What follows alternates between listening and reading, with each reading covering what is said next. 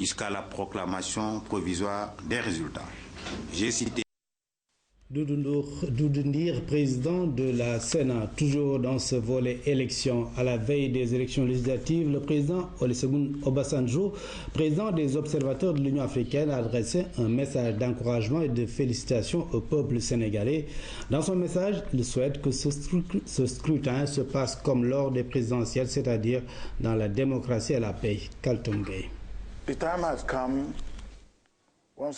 Le moment est encore venu pour le peuple sénégalais de prouver au monde entier qu'ils peuvent faire preuve de grande démocratie, comme tous les grands pays démocrates du monde. Lors de la dernière élection présidentielle en février et mars, les Sénégalais ont montré leur maturité en matière d'élections libres et transparentes. Maintenant que l'heure est aux élections législatives, j'appelle tout le monde à montrer la même maturité électorale afin que les élections législatives se déroulent de la même manière que la présidentielle de février et mars dernier. J'espère aussi qu'il n'y aura aucune irrégularité dans le déroulement du scrutin et la publication des résultats. Et cela ne fera que renforcer les acquis démocratiques de février dernier et consolider surtout la marche du Sénégal en avant dans le processus de cette nouvelle nation naissante, tout en continuant de prouver la place importante qu'il occupe dans notre organisation sous-régionale qu'est la CEDEAO et aussi dans notre organisation africaine qui se trouve être l'Union africaine. Et tout naturellement à travers la communauté internationale.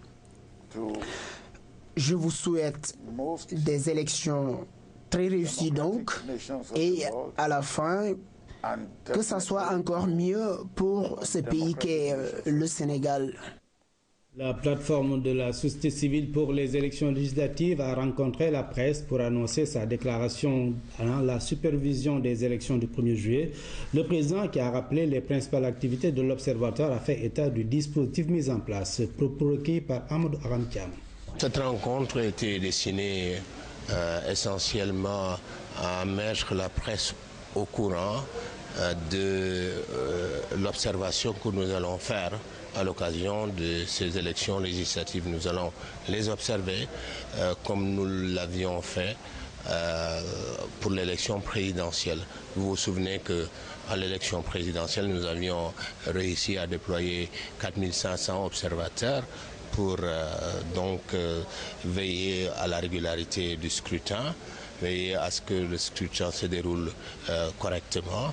Cette fois-ci, nous allons déployer 4967 observateurs sur l'ensemble du territoire national. Notre technique d'observation est une technique assez innovante puisque nous n'attendons pas la fin de des élections pour rédiger un rapport et dire si ça s'est bien passé, si les élections se sont bien déroulées ou pas. Nous agissons dans le cours de l'élection. Toujours dans ce volet élection, je vous lire ce communiqué du CNRA. Durant 20 jours, les téléspectateurs et auditeurs ont suivi au Sénégal et partout à travers le monde l'émission de propagande électorale du service public de l'audiovisuel dénommé le journal de la campagne. Le Conseil national de régulation de l'audiovisuel a noté avec satisfaction que malgré les urgences de toutes sortes et les désagréments caractérisant les conditions de réalisation de cette émission, la radiodiffusion-télévision sénégalaise a encore une fois fait montre de beaucoup de professionnalisme pour le respect de l'égalité parfaite entre les listes et coalitions de listes candidates aux élections législatives du 1er juillet 2012, conformément aux dispositions du Code électoral. Aussi, l'Assemblée du CNRA tient-elle à adresser ses félicitations au directeur général de la RTS et à l'ensemble de son personnel pour leur bonne collaboration durant toute cette période. Ces remerciements vont particulièrement au directeur de la radio et de la télévision nationale, au coordonnateur des élections de la RTS et à l'ensemble des parties prenantes au processus que sont les journalistes, les caméramans, les preneurs de son, les chauffeurs, les monteurs, les graphistes, ainsi qu'à l'encadrement technique et administratif qui n'ont ménagé aucun effort pour la régularité et la qualité de la diffusion du journal de la campagne, signé pour l'Assemblée du CNRA, la présidente.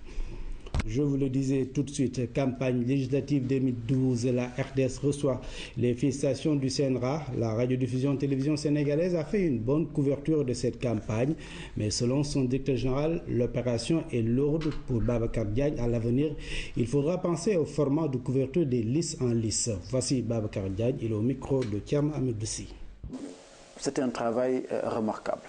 Couvrir 24 listes dans les 14 régions du Sénégal, faire tout remonter à Dakar, d'abord les couvrir de Fongolimbi à Bargny, de Sagata à Saraya, remonter tout à Dakar, tout monter conformément au vote des partis, envoyer au CNRA tous les jours, avoir leur validation et diffuser 7 days a week pendant 3 semaines, c'était pas évident et nous l'avons réussi. Je pense que les félicitations du CNRA sont méritées. Je pense que si nous avons pu le faire, c'est parce que nous avons quand même un personnel mobilisé. J'ai dit souvent que les 2 critères pour le succès, c'est to be focused and disciplined. Et nous avons cela à la RTS, des équipes très concentrées sur le travail et très disciplinées. On a 24 listes, on a eu 24 listes cette fois-ci. On peut avoir dans quelques années, voire dans quelques mois, 50 listes. Je pense qu'il faut réformer le format. Nous y avons réfléchi, je pense que nous parlerons aux autorités à ce propos-là. C'est des coûts très élevés. Franchement, d'abord au plan physique, beaucoup de transpiration, certainement beaucoup d'inspiration et beaucoup de financement aussi. L'État y a participé pour une partie, nous remercions grandement. La RTS y a mis ses ressources également. Je pense que c'est un chemin extrêmement lourd qu'il faudra forcément réformer. Encore une fois, je pense que si nous avons pu faire ce que nous avons fait, c'est parce que nous avons un personnel qui travaille avec beaucoup d'abnégation, qui est extrêmement mobilisé. Bon, mais c'est un milieu d'argent, on ne peut pas dire ça pour tout le monde, mais en fait, l'écrasante majorité de la RTS, c'est un personnel fortement mobilisé et qui travaille extrêmement bien et qui a de l'expérience, et c'est très important.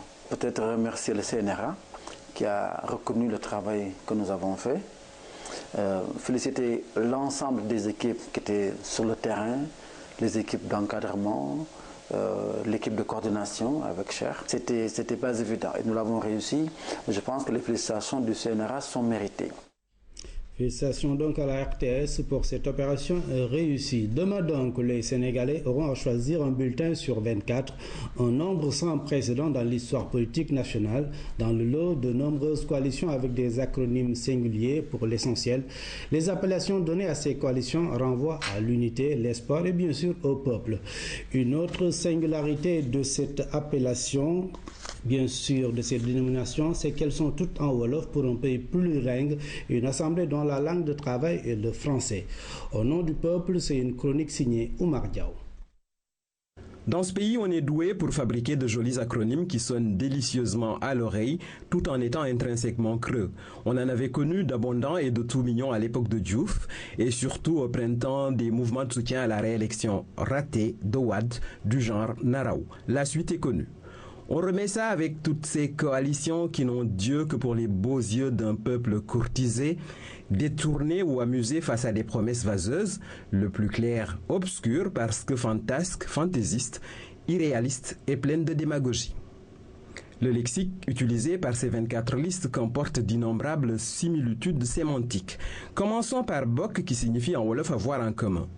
2 coalitions partagent cette juste intention suivie de Yakar pour les uns et de Gis-Gis pour les autres, c'est-à-dire vision ou approximativement projet.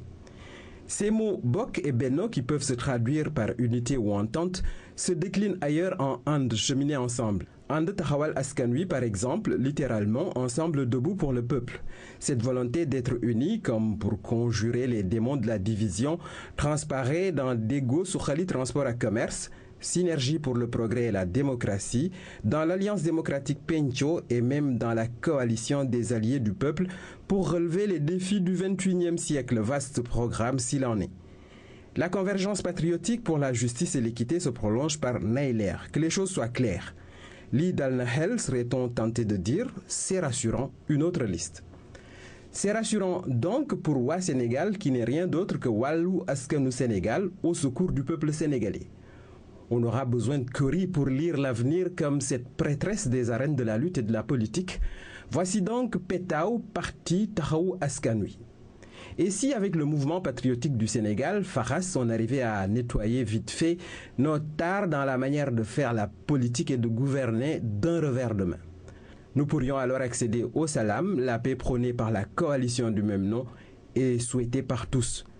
Un jour viendra, Besdouniak clame une coalition. On verra bien si ce jour arrive pour ces politiciens ou pour ce peuple qu'ils draguent en règle. Des appellations aussi lourdes ne devraient pas se retrouver avec des scores ridicules. Ce serait ainsi la preuve irréfutable de toute la prétention et de la vanité qui auraient présidé à leur choix. Mais bon, en politique, ces deux caractéristiques ne conduisent pas forcément à l'échafaud. En post-scriptum, remarquez que tous ces acronymes sont dans une seule langue, douteusement dominante, sûrement expansionniste, avec elle on ne parle pas de sectarisme, ça n'est valable que pour les autres, dans un Sénégal de diversité linguistique. Au fait, qui sera majoritaire à l'hémicycle? Yalla Rekaham, la 25e coalition, dont l'éternelle tête de liste, va départager tout ce beau monde. Merci Omar Diaw. Demain, on saura tout cela.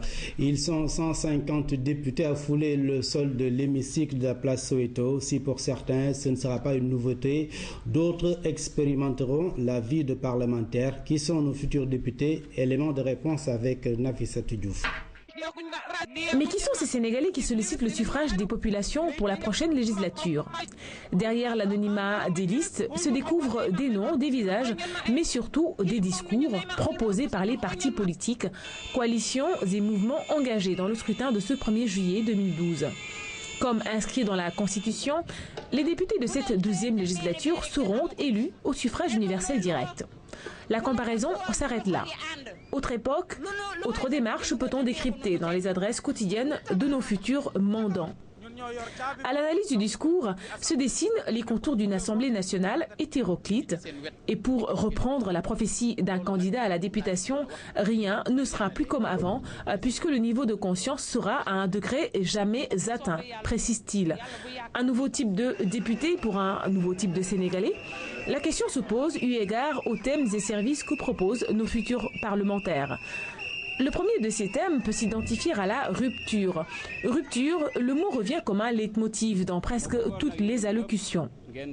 Les futurs pensionnaires de la Chambre basse du Parlement promettent que cette dernière ne sera pas une caisse de résonance, mais une véritable force de proposition et d'action. À défaut d'action, celle-ci assujettie à la présence à l'hémicycle, ce sont donc les allocutions qui annoncent la couleur. Infrastructures de qualité, offre de santé équilibrée, emploi pour tous, la liste est loin d'être exhaustive. Voilà ce qu'ils promettent aux populations détenteurs du sésame, la carte qui fera la différence. Des femmes et des hommes qui, pour la majorité, sont presque vierges sur le champ politique, composeront donc la prochaine législature. Une législature qui, comme la dernière, sera composée de 150 députés. Pour élection législative 2012, scrutin majoritaire ou scrutin proportionnel, par quel mode de scrutin les députés seront-ils désignés? Quelles seront leurs fonctions une fois à l'Assemblée nationale? Des explications dans cet élément signé Aramdao. 21 jours d'opération de séduction pour gagner une place dans cet hémicycle. Le peuple, unique faiseur de députés, ira aux urnes ce dimanche. Mériter sa confiance est un impératif pour ceux qui sortiront des urnes. Ils ont une mission à accomplir. Il y a deux fonctions principales, deux missions principales du Parlement. C'est le vote de la loi et le contrôle de l'exécutif. Pour le vote de la loi, il y a évidemment toute une procédure qui est prévue et par la Constitution et par le règlement intérieur. C'est également la même chose pour le contrôle de l'exécutif. C'est organisé par les textes. 150 postes sont à pourvoir. Comme mode de désignation, le Sénégal a choisi le scrutin majoritaire proportionnel. Il combine par là deux systèmes différents, majoritaire à un tour et proportionnel. Le scrutin majoritaire a ses avantages et ses inconvénients. Le scrutin proportionnel a ses avantages et ses inconvénients. Et on essaie de combiner les deux pour simplement les avantages des deux modes de scrutin. L'avantage principal du mode de scrutin majoritaire, c'est l'efficacité, c'est la simplicité. On va aux élections, la liste qui arrive en tête gagne tout. Donc ça donne des majorités stables, même au Parlement. Mais ce n'est pas juste, parce que vous pouvez être majoritaire, mais quand on fait le total de toutes les listes, on se rend compte que vous êtes minoritaire et pourtant vous avez tout gagné. C'est en ce sens qu'on dit que ce n'est pas juste. Le scrutin proportionnel est plus juste, parce qu'on va calculer en fonction du nombre de sièges obtenus. Comme résultat final, 60 députés seront élus au scrutin majoritaire, 90 autres au proportionnel. Pour le scrutin majoritaire, il n'y a pas à réfléchir, il n'y a même pas de calcul à faire. On va aux élections, c'est la liste qui arrive en tête qui remporte les sièges qui ont été déterminés, qui ont été prévus pour le département. Pour le scrutin proportionnel, il y a un calcul beaucoup plus difficile à faire parce qu'il faut faire d'abord ce qu'on appelle déterminer le quotient électoral. Le quotient électoral s'obtient en faisant le rapport entre le nombre de suffrages exprimés, donc ceux qui ont voté et valablement voté, qu'on va diviser par le nombre de sièges à obtenir. On va avoir un chiffre, forcément un chiffre. Et autant de fois ce quotient est contenu dans le suffrage obtenu par les listes, autant ces listes obtiendront des sièges. Il va forcément rester des sièges à pouvoir et c'est là où on va faire intervenir plusieurs systèmes. Système du plus fort reste ou système de la plus forte moyenne.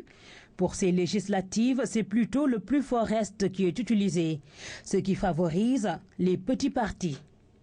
Merci Aram Dao. L'organisation de l'Assemblée nationale commence avec la mise en place d'un bureau composé d'un président, de vice-présidents et de questeurs. Ces députés se chargent du fonctionnement de l'Assemblée nationale avec la mise en place de commissions. Diana Bedia. Après les législatives, les élus vont s'atteler à mettre en marche le fonctionnement de l'Assemblée nationale. Tout commence avec l'élection du président qui doit appartenir à la majorité parlementaire. La troisième personnalité de l'État après le président de la République et celui du Sénat va superviser l'élection des autres membres du bureau. Un bureau qui compte outre le président, des vice-présidents, des secrétaires élus ainsi que des questeurs. Après la constitution définitive du bureau, l'Assemblée met en place ses commissions permanentes. Leurs travaux doivent servir d'apport à l'élaboration de la loi. Le député a le droit d'adhérer à 3 commissions, pas plus. À l'Assemblée nationale, rien ne se fait au hasard. Même dans cette salle vide, tout est bien réparti. C'est ici où se tient la session ordinaire unique. Elle va au plus tard du 15 octobre à la deuxième quinzaine du mois de juin. La disposition indique à chaque catégorie sociale sa place. L'ouverture de cette porte annonce par exemple l'arrivée du président qui doit s'asseoir sur cette chaise imposante. Celle qui se trouve à côté appartient au secrétaire général. Il est choisi parmi les agents de l'État de la hiérarchie A pour assister le président lors de ses séances. Ces 2 autres chaises disposées de part et d'autre sont celles des secrétaires élus. Ces derniers sont renouvelés pour chaque séance. Le bloc qui est à droite du public est attribué aux membres du service législatif. Le siège de devant revient au rapporteur. À gauche, on aperçoit les chaises du gouvernement. En face du siège du président, toute cette partie est aménagée pour les invités, particulièrement les diplomates. Tous les sièges qu'on voit au centre reviennent aux députés. Les 2 côtés latéraux de cette auguste salle sont à la presse. Le public trouve également sa place dans l'hémicycle. En attestent ces 300 chaises environ perchées sur le balcon. Elle peut être considérée comme un patrimoine pour tout le Sénégal. L'histoire du pays ne peut s'écrire sans elle. Il s'agit de l'Assemblée nationale, construite en 1943. Elle a survécu à beaucoup de crises. Ndeye Dedia nous plonge dans l'histoire de la deuxième institution du Sénégal. Cette bâtisse est témoin de l'histoire contemporaine du Sénégal. Ici, pour la première fois, des Sénégalais votent une loi, la loi de l'indépendance. Nous sommes en décembre 1958, 6 mois après le transfert de la capitale. L'Assemblée territoriale de Saint-Louis est installée à Dakar. On entre dans un Sénégal nouveau. Le Sénégal colonial, c'était Saint-Louis. Le Sénégal nouveau, c'est Dakar. C'est-à-dire que tout est désormais concentré à Dakar et ceci s'est fait avec l'aval de l'Assemblée législative, l'Assemblée territoriale de l'époque, où siégeaient majoritairement des députés du BPS. Vieux de 65 ans, le bâtiment a abrité le Grand Conseil de l'Afrique occidentale française. La Fédération du Mali a vu le jour ici, en 1959. L'Assemblée territoriale cède la place à l'Assemblée législative. Elle compte 20 députés appartenant au Sénégal et au Mali, Soudan français d'alors. C'est ici, dans cette Assemblée, que le président Modibo Keïta a, fait adopter la Constitution de la Fédération du Mali le 17 janvier 1959. C'est aussi dans cette même Assemblée que le président Senghor, président de l'Assemblée fédérale du Mali, a demandé au général de Gaulle, ici, l'indépendance de la Fédération du Mali. 1960, la Fédération du Mali éclate. Dans la nuit du 19 au 20 août, le Sénégal proclame son indépendance. L'Assemblée nationale est instituée durant cette même nuit. 80 députés la composent. La deuxième institution du pays a traversé l'une des plus grandes crises de l'histoire du Sénégal en 1962. Conséquence du régime bicéphale adopté par le Parlement au lendemain des indépendances. D'un côté, le président Senghor, de l'autre, le président du Conseil Mamadou Dia, investi par les députés. 41 députés ont déposé une motion de censure contre le gouvernement du président Dia. Le président Dia a essayé de résoudre la question par le bureau politique de l'UPS. Ça n'a pas abouti. Le président Dia a fait arrêter 4 députés. Et il a fallu donc que le président Lamine Gueye, qui était le président de l'Assemblée, amène les députés chez lui. C'est là que les députés ont fini par voter la motion de censure qui a fait tomber le gouvernement du président Dia. À partir du 18 décembre, on est revenu encore à l'Assemblée pour dire en fin de compte qu'on donnait les pleins pouvoirs au président de la République. 1963, Léopold Sédar Senghor, élu président, prête serment à l'Assemblée nationale. Senghor fait adopter une nouvelle constitution avec un régime présidentiel à parti unique. Nous sommes dans la deuxième législature. 1978, pour la première fois, l'Assemblée accueille 18 députés de l'opposition du PDS.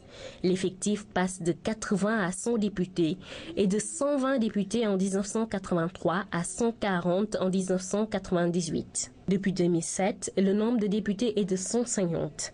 L'institution qui va accueillir prochainement les représentants du peuple a été dirigée successivement par Lamine Gueye, Amadou Cissé Dia, Habib Thiam, Daouda Sow, Abdoul Aziz Ndaw, Abdoul Khadr Sissoko, Youssou Diagne, Pape Diop, Macky Sall et Mamadou Seck, 10 personnalités toutes issues du PS et du PDS.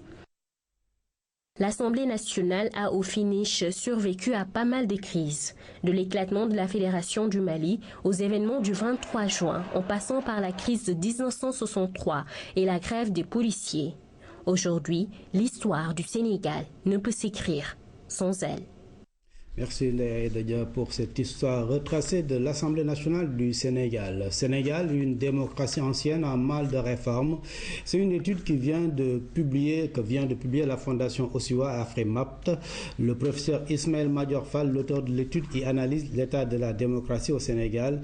Il propose pour la suite des réformes nécessaires au système démocratique actuel, nous dit Aram Ndao. Le Sénégal est une ancienne démocratie.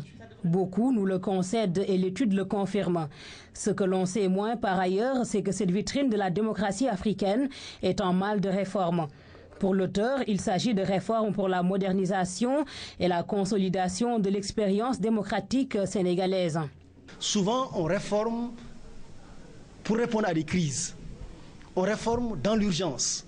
Et parfois même en réalité, on agite la nécessité de réformer que quand le pays est au bord du chaos. Et donc le rapport essaie de dire, attention, regardons notre démocratie, regardons ce qu'il y a comme acquis, mais essayons aussi d'identifier les réformes qu'il faut peut-être prendre la peine de mettre en œuvre. Par une approche institutionnelle, l'auteur préconise plusieurs réformes, rationaliser par exemple l'institution présidentielle ou encore renforcer le prestige et l'autorité du Parlement. Il faut peut-être revoir le profil des députés. Peut-être qu'il faut même envisager de voir le mode de désignation de nos députés pour les rendre plus représentatifs, notamment. Et on a aussi proposé une réinvention, parce que là, c'est de cela qu'il est question, de notre juridiction constitutionnelle. Donc on a proposé que le Conseil constitutionnel soit renforcé, que ses attributions soient plus élargies et que le président de la République ne puisse plus nommer tous les membres. Les lacunes de la décentralisation et du système électoral sont également abordées dans ce document. Les autorités ont là un livre de chevet pour leur projet démocratique. Et je n'ai aucun doute que le président de la République, l'ensemble de son gouvernement vont s'atteler à engager ces réformes-là. Ces réformes ne se feront pas en 1 an, en 2 ans, mais il faut les prévoir sur une durée assez longue, tout son mandat et probablement son 2e mandat.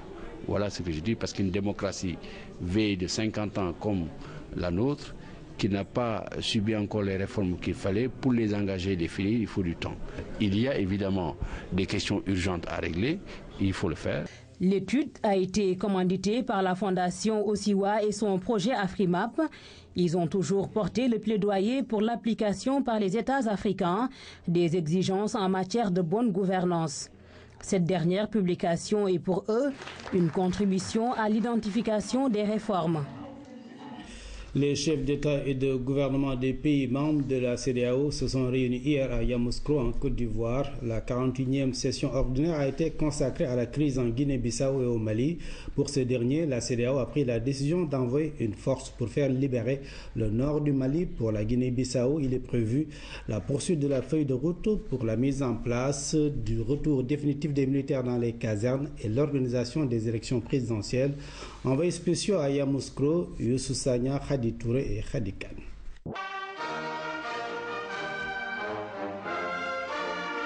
Les pays membres de la CEDEAO, Communauté économique des États de l'Afrique de l'Ouest, sont consacrés à la situation au Mali et en Guinée-Bissau. 5 sessions extraordinaires au niveau de la conférence des chefs d'État et de gouvernement, 2 sessions du Conseil de médiation et de sécurité assorties de missions de médiation sur le terrain.